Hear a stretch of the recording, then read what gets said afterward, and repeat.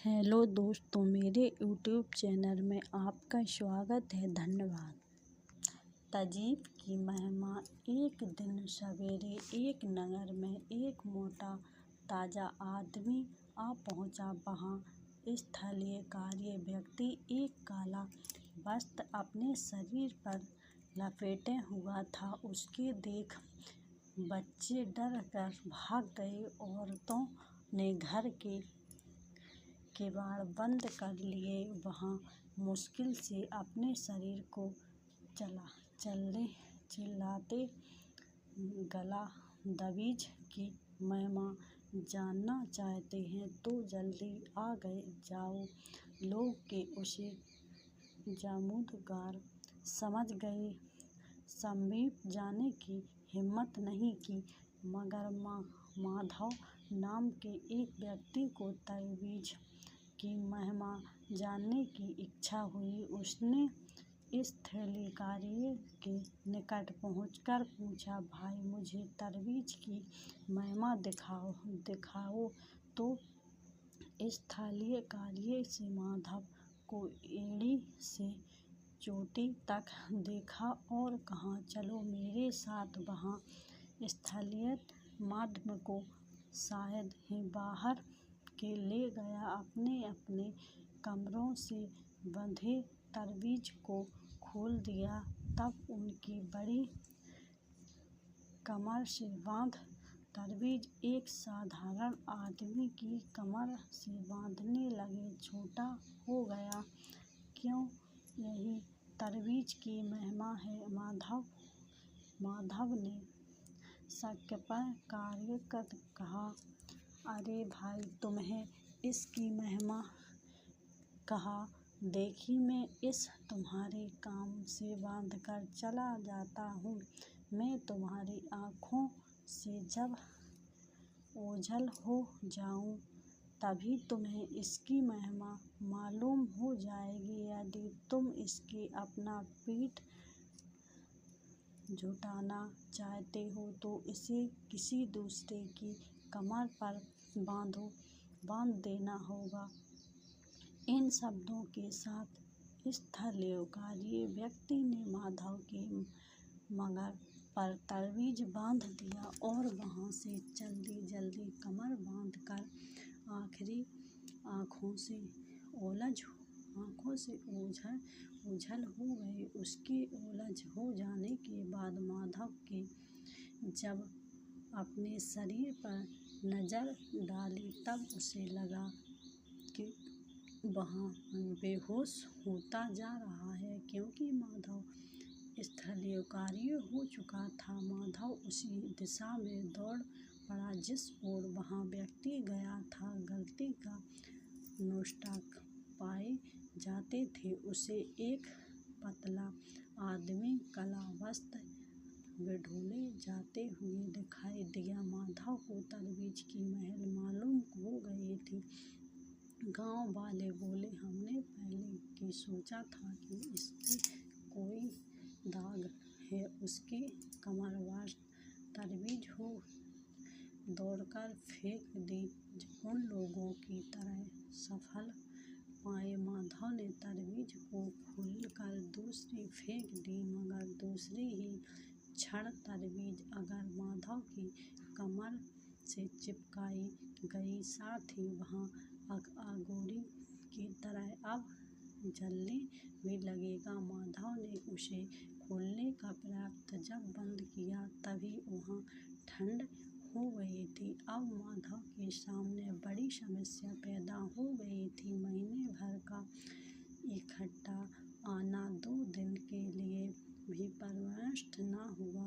अपने पास जो कुछ था उसे खाने की चीज खरीदने के लिए बेच दिया उसने। अगले दिन अब मरने के सिवाय कोई दूसरा रास्ता नहीं है। वहाँ गांव के बाहर जा मौत का इंतजार करने लगा।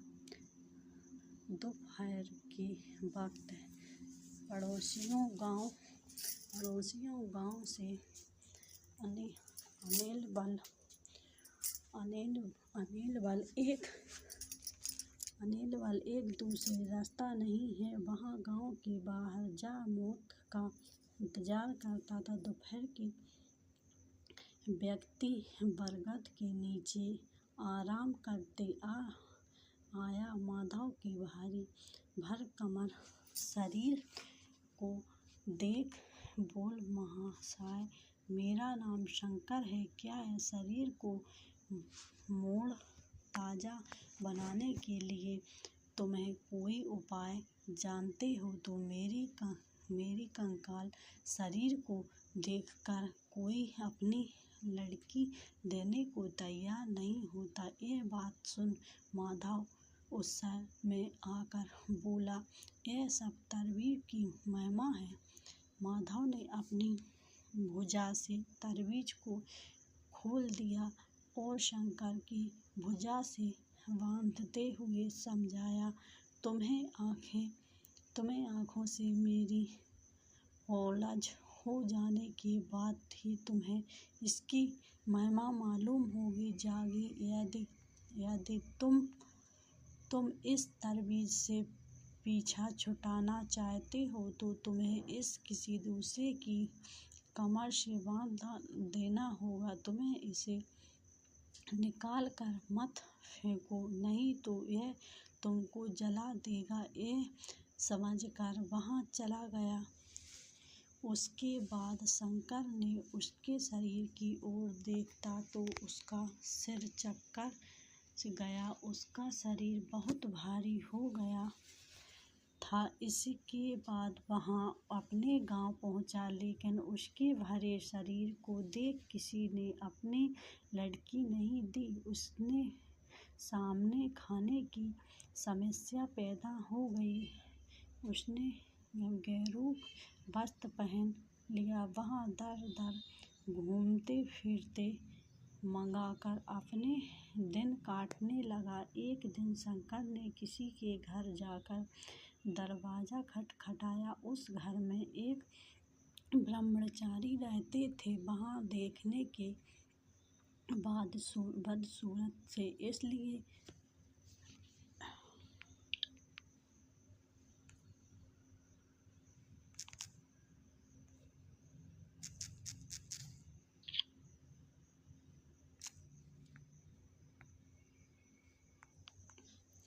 शादी को हो पाए थे। उसने कृपा खोलकर गेरू वस्त्र पहने खड़े हुए शंकर को देखा। पूछा, स्वामी, क्या सुंदर तीर्थ है, लिए कोई उपाय है? उस औरत की बातें सुनते ही शंकर का दिमाग तेजी के साथ काम करते हुए उसने कहा, क्यों नहीं, तरवीज है। तब तो वह तरवीज मुझे देने की कृपा कीजिए, ब्रह्मचारी ने कहा।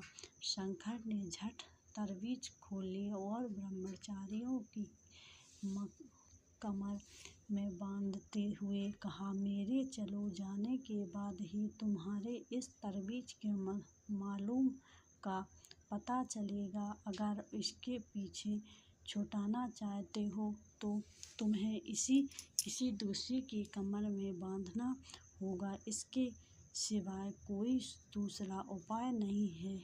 यह कहकर वहाँ से भाग खड़ा हुआ। ब्रह्मचारी ने बड़ी प्रशंसा के साथ घर के भीतर गए और उसने सौदा को देखने के लिए आदिम कद के आईने के सामने जा खड़े हुए। अपने रूप को देखते ही वहाँ चौंक पड़े, क्योंकि उस आईने में उसके शरीर का 1/4 हिस्सा भी दिखाई न देता था। वहाँ फर्श पर गिर पड़े। शाम तक रोते रहे। अगल बगल के लोगों से आकर उसे देखा। उसने युवरानी की परिस्थितियों भी थी। ब्रह्मचारियों को देखते ही वहाँ ठंड का हंस पड़े और बोले, युवरानी के हंसी 4 साल हो गए हैं। तुम्हें देखने पर वहाँ जरूर हंसेगी। इसके बाद वहाँ परिचय ब्रह्मचारी को युवक रानी के पास ले गए। युवक रानी एक टेल पर चितागैन बैठी हुई थी। भूत की जैसे लगने वाले ब्रह्मचारियों को नखरे से साथ चलती देखा वहाँ खिलखिलाती हंस पड़ी। इतने साल बाद तुम मुझे हंसा सकते हो, तुम मैं कौन सी महिला हूँ?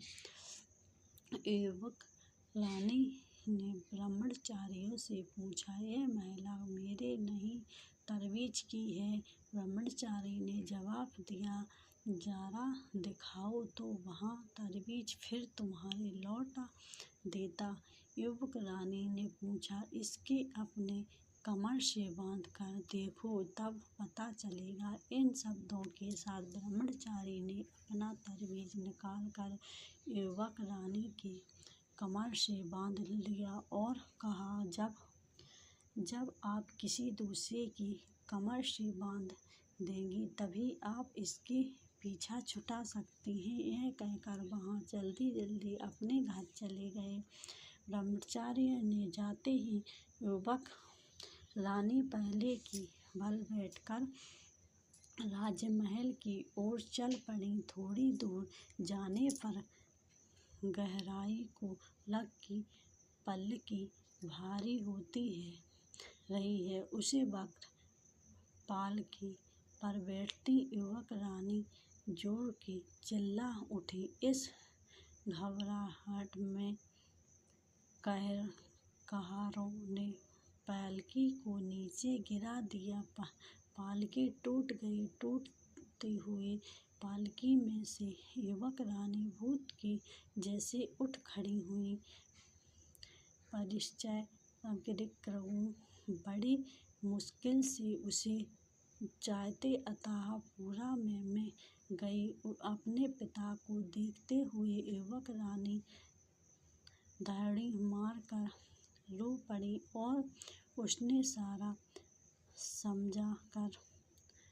समझदार उसे कहा सुनाया। राजा ने गुस्से से तरवीज को खोल दो फेंक दिया, लेकिन दूसरे ही क्षण तरवीज अगर युवक रानी की कमर से चिपकाकर और वहाँ आगरों की भांति उसके शरीर को जलाने लगा। उसकी पीठ को देख राजा को दया आ गई और राजा ने खुद उस तरवीज को पहन लिया। युवक रानी पहले की तरह पतली बन गई, मगर राजा इस कुल का इस थल्लू कार्य हो गया। दूसरे दिन राजा ने ब्रह्मचारी को बुलाया भेजा। उसके दरबार यह पता लगाया कि किसने उसे तरवीज दिया है।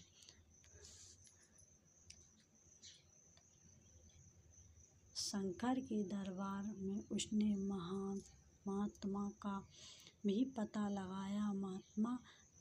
महात्मा को ताबीज देने का पता राजा ने लगा सकता है। आखिरी राजा ने घोषणा की कि जो आदमी इस ताबीज को बांध लेगा उसके खाने पीने कपड़े वगैरह का प्रबंध किया जाएगा। तब एक आदमी ताबीज बांधने को आगे आया।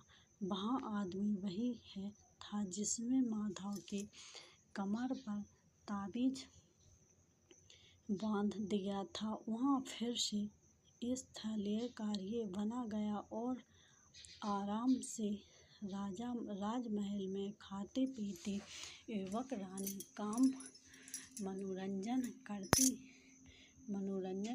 लगी। निकम्मा लोकनाथ 30 साल की उम्र का था।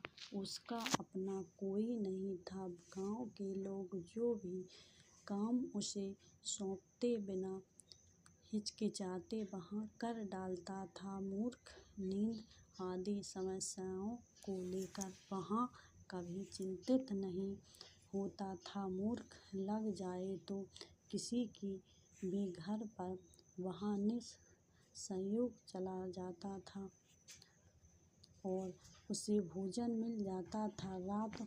रातों में वहाँ किसी ग्रह स्थल के घर के चाबुचारे आराम से सो जाता था। वहाँ अपने जीवन से पूरी तरह संतुष्ट था और उसे किसी प्रकार का अभाव नहीं संकट करता था। एक बार एक पुजारी की बातें काम पर पास ही की गांव में लगने वाले हाट में कुछ चीज़ें खरीदने गया। आवश्यकता चीज़ें उसकी खरीद ली और वहाँ से विचित्र प्रश्नों को देखने के बाद गांव लौट पड़ा। तब सूर्यास्त हो चुका था और अंधेरा छा रहा था। बिना किसी चिंता के मारे से कोलनाथ गुनगुनाते हुए जाने लगे। जब वहाँ अपने गांव के सहर्थ पर पहुँच गए तब सामने से एक आदमी आया और कहने लगा, उस दिन तुमने छिपकर मुझ पर हमला किया और मुझे मार देखना अब मैं तुम्हारा क्या हाल करता हूँ। यह कहते हुए उसने उसे कंधे पर जोर की मारा। लोकनाथ गिर तो गया पर तुरंत ही उस पर आहार करते हुए जोर से हंसने लगा। उस आदमी ने आश्चर्य भरे स्वर से उससे पूछा, कंधे की तरह दांत क्या खिला रहे हो? कहते हुए उसने उसे मारने के लिए फिर हाथ उठाया। लोकनाथ ने हंसते हुए कहा है, मैं कोई गधा नहीं हूँ, मेरा नाम लोकनाथ है। यह कहते हुए जोर से वहाँ हंसता हुआ गया। मुंड पर चमत्कार। बहुत पहले विजय आदित्य नाम का एक राजा राज्य करता था। वहाँ विश्व का परम भक्त था। उसने सामर्थ्य पार्थ के शिव का एक सुंदर मंदिर बनवाया था और हमेशा उन्हें प्रशंसा करने के लिए तारीख सोचता रहता था। एक दिन राजा ने सोचा, ज्येष्ठ का मंगलमय महीने आरंभ हो गया था। ज्येष्ठ से सोमवार के दिन भगवान की पूजा करने से बहुत लाभ होता है, क्योंकि यह दिन विशेष शिव को बहुत प्रिय है। इसलिए इस अवसर पर विशेष पूजा होना चाहिए।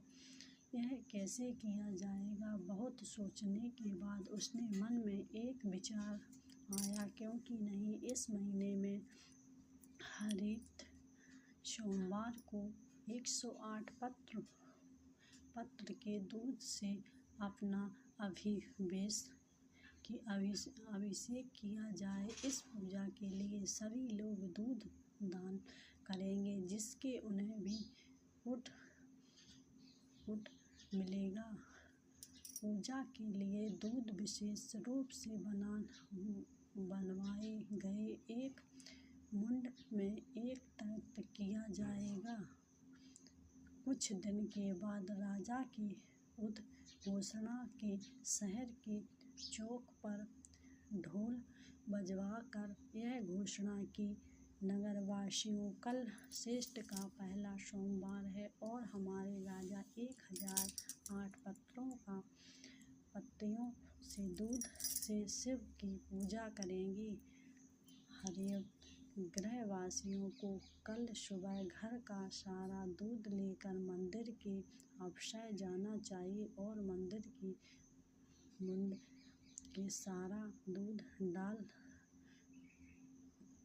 मुंडी में सारा दूध डाल देना चाहिए। यदि रखो तुम सबको सारा दूध डालने चाहिए, जिससे मुख तक पूरी भर जाएगी। सभी नगरवासियों शहर के चौक पर घोषणा सुनने के लिए आए। तुम लोग अपने राजा की धमनियों अष्ट पर खुश थे। अन्य शहर पूजा के लिए अपना सारा दूध के देने के कारण उतने खुश नहीं थे, लेकिन किसी ने कुछ नहीं कहा और सभी लौट गए।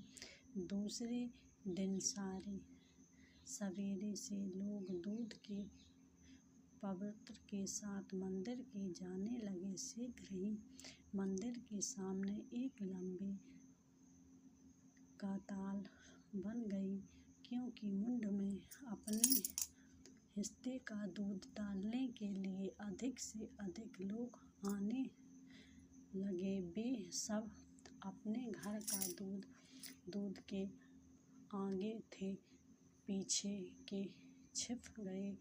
बूढ़े की नहीं छोड़ता था, शिशु बच्चों बूढ़े तक बीमार। उस दिन किसी को भी अपने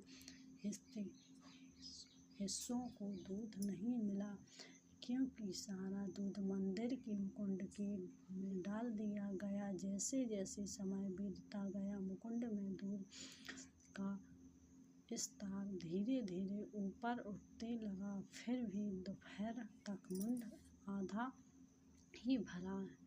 हैरान दक्षिण इतने पत्र में इस मुंड के डालने पर भी मुंड खाली था। यह सचमुच आश्चर्य की बात है। क्रोमास पूजवा तथा मंदिर के एक तास सभी लोग चिंतित हो गए। यह क्या हो रहा है? भीड़ में सब घबराहट के साथ कान-फूसी करने लगे। एक व्यक्ति बुदबुदाने लगा, क्या बात है, मुंड क्यों नहीं भर रहा है? ताहलकी हर नागरिकवासी अपना दूध इसमें डाल चुका है। क्यों शिव भगवान नाराज हैं? क्यों हम लोगों से अनाजिए में कोई पाप हो गया हो? तो पुजारी बहुत घबराए हुए थे। तभी मंदिर की आरती में से एक बूढ़ी औरत ने प्रवेश किया, जिसमें शायद ही किसी ने ध्यान से देखा होगा। वहाँ नगर के दूसरे छोर पर रखती थी। उसने सवेरे उठ कर अपनी सभी गायों का दूध निकाल लिया था, लेकिन बछड़ों के लिए कुछ छोड़ा दिया था। फिर उन्होंने परिवार के सदस्यों को दूध पिलाया और घर का कामकाज पूरा किया। इसके बाद केवल एक छोटा कटोरी भर दूध बचा। वह उसे लेकर मंदिर गई और यह प्रार्थना करते हुए दूध को मुंड पे डाल दिया है, कृपा सिंधु प्रभु, सिर्फ इतना ही आपकी अत्युक्त कर आती हूँ, लेकिन यह अपनी पूरी भक्ति के साथ समर्पित कर रही हूँ।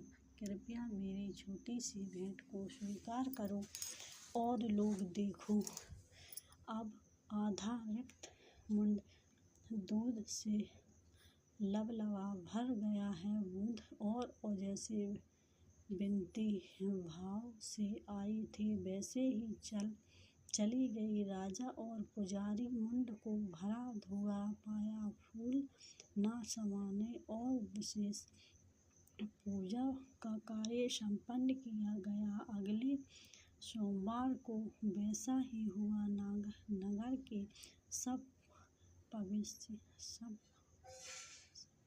वासियों ने ईमानदारी से मुंड से अपनी दूध डालने दिया, फिर भी वहाँ आधा खाली ही रह गया और तभी तालाब लगभग भरा। जब बूढ़ी औरत ने अपनी छोटी सी कटोरी का दूध उसमें डाला, इस चमत्कार को देखकर सभी चकित थे। राजा ने इस शहद की तरह तही जाने का निश्चय किया। इसके लिए तीसरा सोमवार को राजा मुंड से निकल प्रयुक्त दास के वेश में खड़ा हो गया और हर घटना पर निगरानी करने लगा। पहले की तरह लोग अपने दूध आपूर्ति करने के लिए मुंड के निकट पत्र के खड़े होने लगे, लेकिन दूध का स्तर आधा मुंड के ऊपरी नहीं उठता। तब बूढ़ी औरत कटोरी भर दूध लेकर आई और ऊपरी स्वच्छ से प्रार्थना करने लगी, प्रभु, मैं जितना दूध बचा सकी हूँ वहाँ आपको अर्पित है। मुझे विश्वास है कि आप अपनी असीम कृपा में इसे स्वीकार करोगे। कृपया आपके आशीर्वाद दें, जिसमें मुझे अपनी साधारण परिदृष्ट बने रहने की शक्ति प्राप्त हो। तब उसने मुंड में अपना दूध डाल दिया। जैसे ही वहाँ वापस जाने के लिए मुड़ के राजा, जो वेश बदल कर निगरानी कर रहा था, वह देख कर चकित रह गया कि मुंड दूध की लबलबा भर गई। उसने दौड़कर बूढ़ी औरत को रोकने के लिए कहा, डर के कांपते हुए वहाँ बोली, मुझे क्या रोकते हो, मैंने क्या किया है? राजा ने कहा, डरो मत माँ, मैं राजा हूँ और तुमसे कुछ जानना चाहता हूँ। कितने लोग मुंड में अपना दूध कब से डाल रहे हैं, फिर भी आधा मुंड से ज़्यादा नहीं भर, लेकिन तुमने जैसे ही इसमें थोड़ी छोटी कटोरी भर का दूध डाल, मुंड अचानक लबलबा भर गई। क्यों बात करते सकते हो, ऐसे क्या हुआ? बूढ़ी औरत ने उत्तर दिया, महाराज, मैं एक माँ हूँ और माँ कभी अपने बच्चे को भूखे देखना न सकी, इसलिए मैंने अपने की आप का पालन नहीं किया। आगे की दूध निकालते समय मैंने कुछ दूध बछड़ों के लिए छोड़ दिया और कुछ लोग बच्चों के लिए पिला दिया। इसके बाद जो दूध बचा वही पूजा के लिए लाई हूँ। भगवान भी माता के सामने ही वे नहीं चाहते कि बच्चों को भूखा मारो। इस पर बोलने के लिए क्षमा चाहती हूँ राजा आपने किंतु यह कर दिया। आपने लोगों को पूजा के लिए घर का सारा दूध लाने के लिए आदेश दिया और बच्चों, बूढ़ों तथा बीमारों के लिए कुछ भी बचाने के लिए नहीं कहा। प्रजा दुखी थी, लेकिन आपकी आज्ञा का उल्लंघन नहीं कर सकती। उन्होंने आक्रमण तो किया, किंतु सद्देश्य से नहीं। भगवान को यह पसंद नहीं आया और अपना ही आक्रमण को कोई स्वीकार करके उनको अपना असंतोष प्रकट किया। राजा यह सुनकर विचार में खो गए। वहाँ ठीक कहते उसने मन में कहा, राजा को भी अपनी प्रजा के लिए माता के समान होना चाहिए, जो उसके स्वास्थ्य और खुशी का ध्यान रखे। लेकिन मैं अपनी पूजा के लिए उन्हें दूध देने पर मजबूर करके महापाप कर रहा था। फिर भगवान हम पर कैसे प्रसन्न रहेंगे? शर्म से उसका सिर झुक गया। बड़ा बूढ़ी औरत से बोला, मैं तुम्हारा शुक्रगुजार हूँ माँ, मुझे हमारी आँखें खोल दी। सच्ची भक्ति का गर्व दिखाया था। तुरंत उसने घोषणा करवाई कि अगले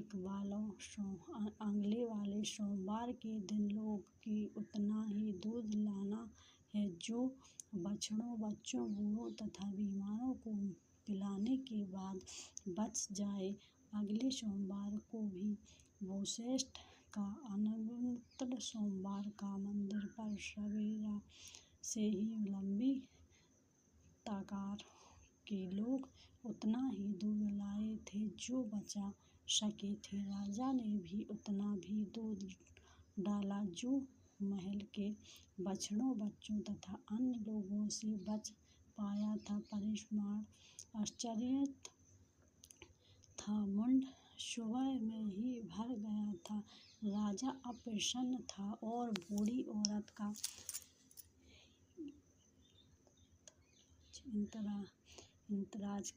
इंतजार कर रहा था जब उसे अपने हिस्से का दूध डाल दिया तब राजा उसे मंदिर में ले गया और दोनों की एक साथ पूजा की। धन्यवाद माता भगवान, सचमुच आखिरी प्रशंसा होकर राजा ने कहा। परिवर्तित मन गणपति वर्मा गिरिपुरी राज्य का राजा था। उसका राज्य के सांबार नामक एक छोटे शहर के रामायण कपड़ों का व्यापार था। उसके परिवार के साथ उसकी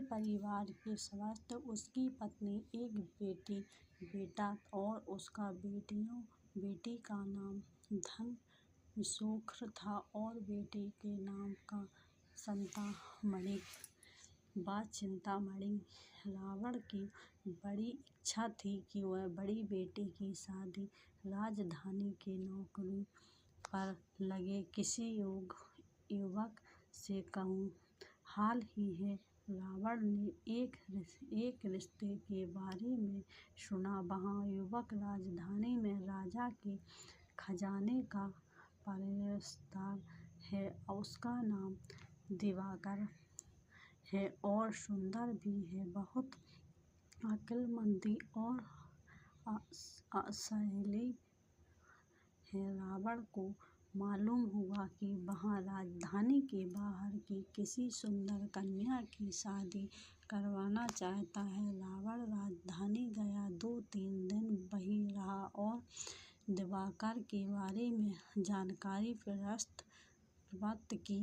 फिर स्वयं उससे मिला और उसकी नौकरी के बारे में विवरण जानने की बोलचाल की।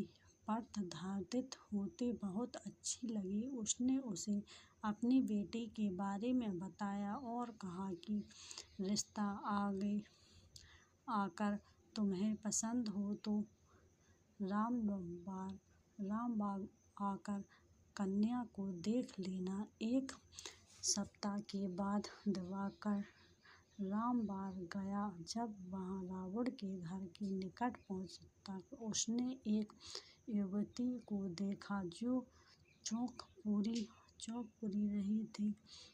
दिवाकर को लगा कि यही रावण की बड़ी बेटी होगी। घर के अंदर आते ही रावण ने दिवाकर का स्वागत किया और एक-एक करके अपने परिवार के सदस्यों का परिचय करवाया। तभी उसकी दूसरी बेटी चिंतामणि रोती हुई वहां आई। क्या हुआ चिंतामणि, रो क्यों रही हो?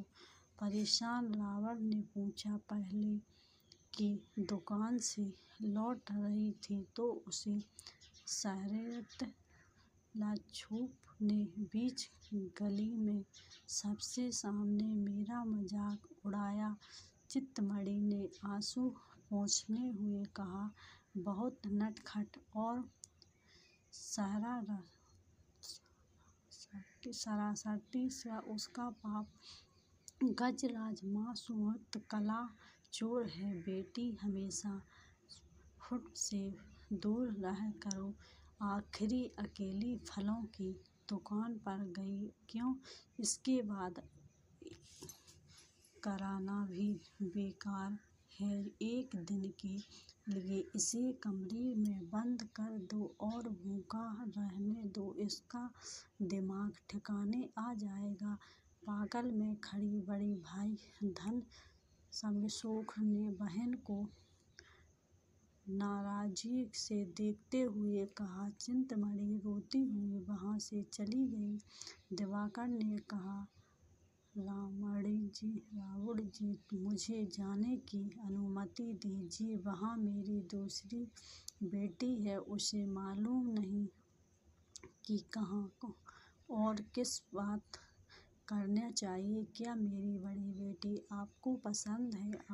आई रावण ने सकुच भर स्वाद में पूछा। किसी निर्णय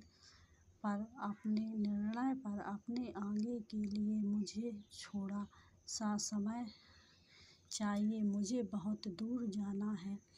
अंधेरा भी छा रहा है, अभी निकल पड़ा। अच्छा हुआ, यह कहता हुआ वहाँ घर से बाहर गया। जब वहाँ बरगद के पेड़ के पास पहुँचा पर राजधानी जाने वाली एक बैलगाड़ी तैयार थी, वहाँ उसमें बैठ गया। तब तक उस गाड़ी के 3 मुसाफिरों बैठे हुए थे। बैलगाड़ी चल पड़ी।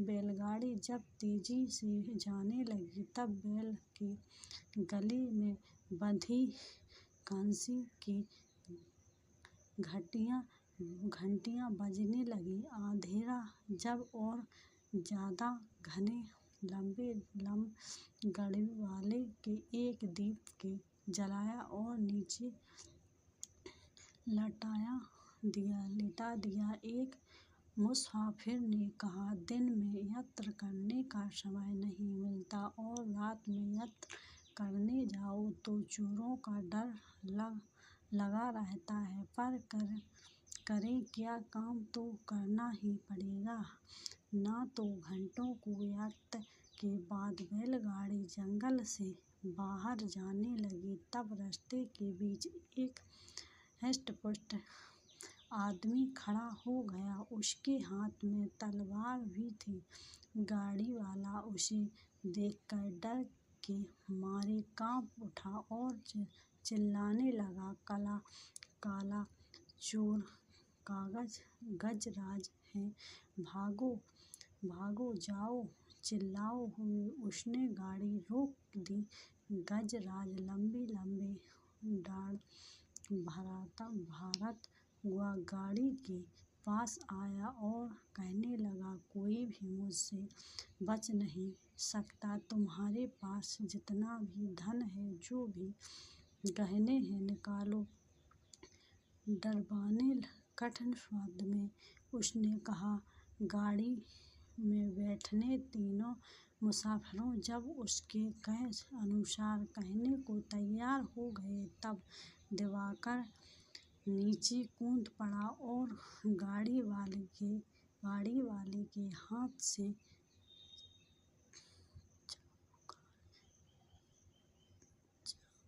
चाबूक छीन लिया और उसे तेजी से घूरते हुए कहा, अरे तो गजराज, आखिर मेरे हाथ आ गए ना। अब से मैं तुम्हें ढूंढ रहा था। राजा ने तुम्हें पकड़वाने में आदेश दिया था और वह आदेश आज मैं अमल में ले रहा हूँ। चुपचाप मुझे जाओ, नहीं तो मुझे कड़ी से कड़ी सजा दी जाएगी। भगाने की कोशिश की तो जंगल के छिपे हमारे सैनिक तुम्हें मार डालेंगे, तुम्हारे शरीर के टुकड़े टुकड़े करके चीलों और कौओं को खिला देंगे। गजराज ने जब सुना कर जंगल के सैनिक हैं तो उसका दिल कुछ क्षणों के लिए रुक सा गया। उसकी समझ में नहीं आ रहा था कि क्या किया जाए। इस मौके का फायदा उठाकर दिवाकर उस पर टूट पड़ा और जोर से उसे हाथ को में मारा, जिससे तलवार उसके हाथ से गिर पड़ी। इतने में वो तीनों मुसाफिर भी आए, उसे पकड़ लिया और उसके हाथ पैर बांधकर गाड़ी में डाल दिया। दूसरे दिन दिवाकर गजराज को खींचता हुआ राज दरबार में ले गया। राजा को पूरी किस्सा सुनाया। गजराज ने सिर झुकाकर अपने सारे उपसाधन स्वीकार किए। राजा ने कहा, गजराज से वो अत्याचारियों के बारे में मैं भी बहुत दिनों से सुनता आ रहा हूँ। जानना कि शिकारियों भी मेरे कानों तक पहुँची है। यह जंगल भाग गया, इसलिए हम इसे पकड़ नहीं सकते। दिवाकर ने इस बंदी बनाकर साबित कर दिया कि वह बड़ा ही साहसी और पराक्रमी है। मैं हृदयपूर्वक आपका अभिनंदन करता हूँ और देता हूँ कि दिवाकर इसी तरह गजराज के बेटे को पकड़े और मेरे सामने पेश करेगा। कुछ सैनिकों को लेकर दिवाकर रामबाग गया और गजराज के बेटे लच्छू को बड़ी चालाकी से गिरफ्तार कर लिया और उसे राजा के सामने पेश किया। राजा ने उन्हें आजीवन जेल की सजा दी। दिवाकर के काम से अति प्रसन्न राजा ने उसे पहरेदारी से नेवार का प्रधान बना दिया। रावण को जब यह मालूम हुआ तब उसने होने वाले दामाद के साहस पर बेहद खुश हुआ। उसने मिलने वह राजधानी पहुंचा। जैसे ही रावण ने दिवाकर के सामने विवाह का प्रस्ताव रखा, उसने कहा, क्षमा कीजिए, मैं आपकी बेटी से शादी नहीं कर सकता हूँ। रावण ने निराश भरे शब्द में पूछा, क्यों? क्या तुम्हें लड़की अच्छी नहीं लगी है? ऐसी कोई बात नहीं है, इसका यह कारण नहीं।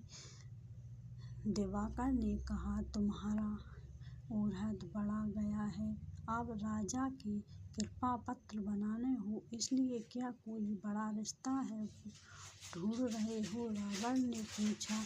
नहीं, बिल्कुल नहीं, दिवाकर ने जोर देते हुए कहा। तो फिर बताया तो सही, क्या है? विवाह करने की अस्वीकार कर रहे हो? रावण ने फिर से पूछा। इसका कारण है अब बेटी का संभव। उस दिन जब मैं आपके घर आया तब था आपकी छोटी बेटी की आपसे सहमति जमाने के बारे में शिकायत की, परंतु अब आप बेटी ने इस विषय में कोई प्रतिक्रिया नहीं दिखाई। उस शिकायत को न्यायाधिकारी के पास में जाना था, पर उल्टे अपनी बेटी को उसी की गलती बताई। ऐसे का ये परिवार से रिश्ता जोड़ना मुझे अच्छा नहीं लगता। मेरा मन इसके लिए नहीं मानता। दिवाकर ने क्रोध भरे स्वर में कहा, बेटी, समझ लो कि तुम राज कर्मचारी नहीं हो, एक साधारण कन्या के पिता को तो तब जाकर सोचने पर यह समस्या तुम्हारी समझ में आएगी। वो दिन जिस जवान में मेरी बेटी से छेड़छाड़ की, वह कलाचोर गजराज का बेटा था। हमारे शहर के लोगों ने उस गजराज के दुष्कर्मों के बारे में राजा से शिकायत की, पर कोई फायदा नहीं हुआ। सोचने की, अगर हम उसने बेटी की विरोध कुछ कहते तो उसका क्या नतीजा निकलता। काट के केले के पत्ते पर गिरी या केले का पत्ता काटने पर गिरा, नुकसान तो केले के पत्ते को ही होगा। उस स्थितियों में अपने बेटे को नियंत्रण में रखने के अलावा और कोई चारा नहीं। परिस्थितियों के अनुसार व्यवहार करना कार्यकर्ता नहीं कहलाता है। इस पर खूब सोच और अपना निर्णय बाद में सुनाया। यह कहकर रावण वापस चला गया। दिवाकर ने रावण की बात पर खूब सोच विचार उसने जान लिया कि उसमें सच्ची है वास्तविकता है। राज कर्मचारी में जो सहायक होता है वह सामान्य लोगों में नहीं होता है। उसने लग किसी पाप बेटी को इसके लिए दोषी ठहरा कर रहे, नहीं तो उसने संतमणि से विवाह रचाने के लिए अपनी सहमति दी और इसके कुछ ही दिनों के बाद उन दोनों की शादी हो गई। बुद्धिवार नामक एक छोटे शहर में नारायण नाम एक बालक बचल भिखमंगाई रहता था। जिन गलियों में वह भीख मांगता था उन्हीं एक गली में एक बड़ा सौंदर्यखोर रहता था। ऐसे तो नारायण को साधारण घरों में भीख मांगने जाते थे, पर वहाँ परिस्थिति नहीं होता था कि खुद हमखोर से अच्छी कमर मिलाने की उसे उम्मीद थी। पसंद शुद्ध खुद के भाव के सामने परिवर्तन तैयार रहता था। नारायण 4 कदम आगे तैरता रहा था। नारायण 4 कदम आगे बढ़ता तो बस वह चले जाने के लिए चिल्लाने लगता था। मन में उसने सोच लिया कि खुद खोर से कैसे मिलना है। जब पहरेदार किसी और से बातें करने में मशगूल था, उसने दबंगी होते हुए अंदर प्रवेश किया और चिल्लाने लगा, साहब खोज जारी। नारायण को अंदर आता देखकर और उसकी चिल्लाहटों को सुनकर व्यापारी के नौकर ने उसे भगाने की कोशिश की, पर वह और से चिल्लाने लगा। खोर नीचे उतर आया और शोरगुल के बजाय जान कर उसे 5 रुपए देते हुए कहा, लगता है तुम्हारी भीख है। भीख मांगने का यह तरीका नहीं है। अगर हुल्ला नहीं मचाते तो 5 रुपए के बदले 10 रुपए देता। नारायण के रुपए झोले में डाल दिए और सूदखोर से कहा, मालिक, अब तक आपके नौकरानों ने जो मारपीट की वही बहुत थी। आपका फीस तो बेचारा वसूल करना ही, वह कैसे किया जाए यह सलाह मैंने आपको नहीं दी। मैं पैसों से भिखामंग का मैं कैसे मूर्ख मांगूं। इस पर कृपया मुझे सलाह मत दीजिए, कहता हुआ वहाँ से चला गया। दुश्मन में फूट विकटगिरी नाम गाँव में वीरबहू नाम एक किसान था। उसके 4 एकड़ जमीन थी। वह कड़ी मेहनत करने से फसल पैदा करता और उसके होने वाले आम आदमी से जैसे तैसे अपना परिवार चला लेता था। एक साल बरसात होने की वजह से अकाल पड़ रहा था। उसी प्रदेश में चोरों का बोलबाला हो गया। मगर दूसरे साल अच्छी वर्षा हुई और खेत लहराने लगे। वीरबहू के खेत में ज्यादा रहा भरा था। उसकी ऊँटें निकल आई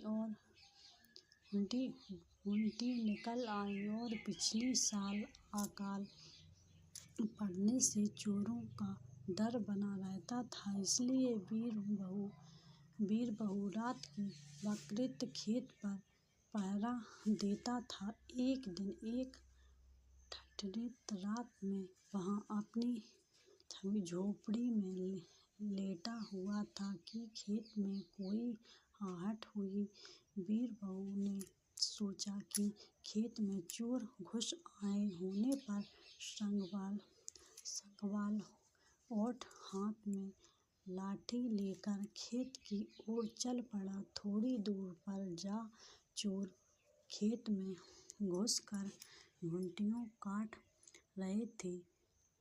चांदनी रात वीरबहू ने उन्हें पहचान लिया और चोर उसी के गांव के थे। उसे डर लगा कि अकेले ही चोरों का सामना करना जान पर खेलना है। वह सोच ही रहा था कि उसके दिमाग में एक उपाय सूझा। वह लाठी को वहीं पर छोड़ निडर चोरों के पास पहुंचा।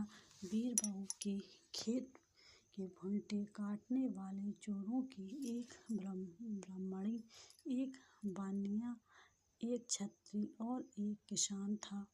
वीरबहू ने पहले ब्राह्मणों से निकट पहुंचकर प्रणाम किया और कहा, ब्राह्मण देवता, आपको इस आधी रात के पकड़े आकर कष्ट उठाने की कृपया जरूरत थी। आप किसी को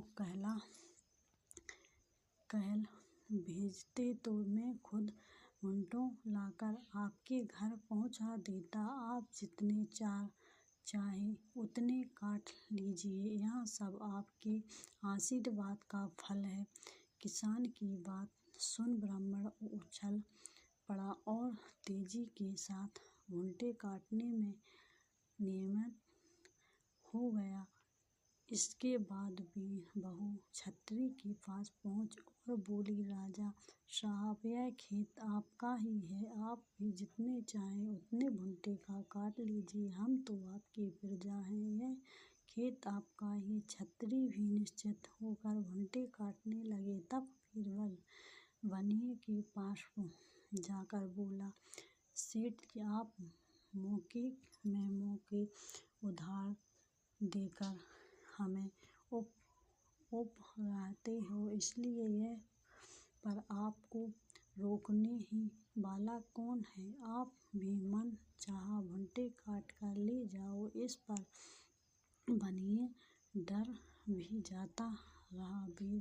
वीरबहू तब किसान के पास जाकर बोला, अरे भाई, इन तीनों को हम जैसे लोग को दान देने, कर चुकाने या कर्ज के रूप में धन देना पड़ता है, लेकिन तुम मुझे जैसे एक किसान होकर चोरी करने आए हो, यह बिल्कुल ठीक नहीं है।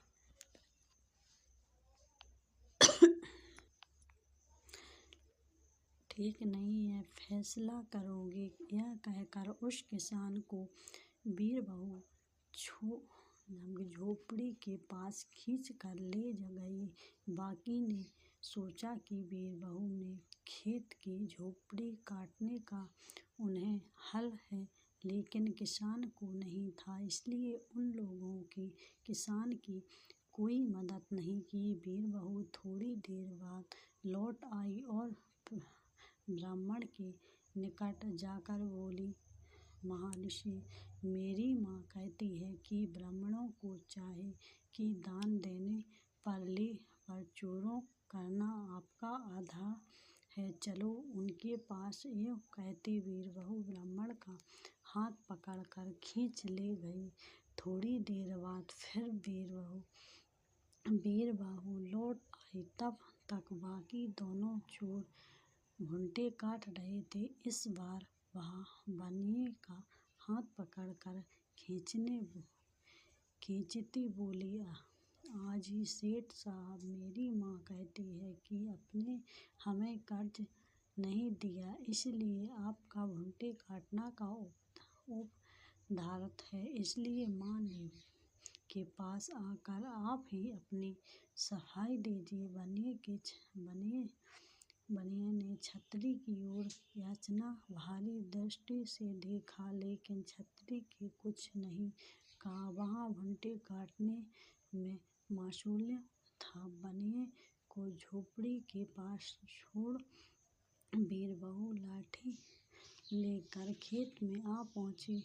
तब तक छतरी भुंटे की इकट्ठे बांध रहा था। वीर बहू भी हाथ में लाठी देख वहाँ इकट्ठे के साथ तेजी से भागने लगा। वीर बहू ने छतरी का पीछा किया और उस पर लाठी चलाई। छतरी मार रखकर नीचे गिर गया। वीर बहू ने रस्सी से उसके हाथ बांध दिए और कहा, तुमने तो यह लोग को चोरी करते देखा, दंड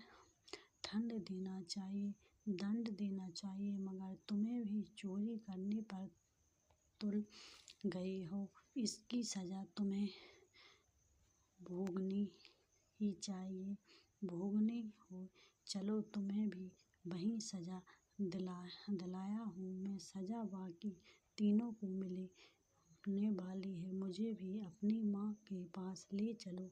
बाकी तीनों को तुम्हारी माँ ने माफ कर दिया तो मुझे भी माफ करेंगी, छतरी से कहा। वीर बहू ने हंसकर कहा, भाई, मेरी माँ और कोई नहीं, यह जमीन है उसकी ओर से मैंने तुमको बांध दिया। बाकी तीनों को भी मैंने अपनी झोपड़ी में बांध कर रखा है। इसके बाद वीर बहू चिल्ला के आसपास से खेतों में काम करने वाले को बुलाया और सारी घटना उन्हों को सुनाकर सवेरे होते हुए सबको थाने के भेजा दिया। इस प्रकार वीर बहू ने अकेले ही अपनी बुद्धिमत्ता के बल पर चारों चोरों का सामना किया और अपनी सफल की रक्षा की, साथ साथ चोरों को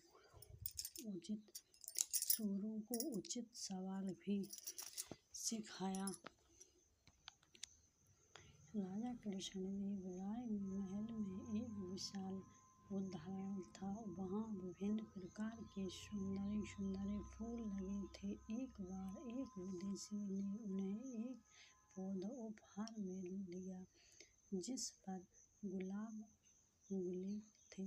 बगीचे में कभी पौधों के राजा को वह पौधा अत्यंत प्रिय था। एक दिन राजा ने देखा कि पौधों पर गुलाब की संख्या कम हो रही है, तो उन्होंने अलग की हो न हो आवश्यक ही कोई गुलाब की चोरी कर रहा था। उन्होंने पहरेदारों को सम्मिलित करने तथा गुलाब के चोर को पकड़ने का आदेश दिया।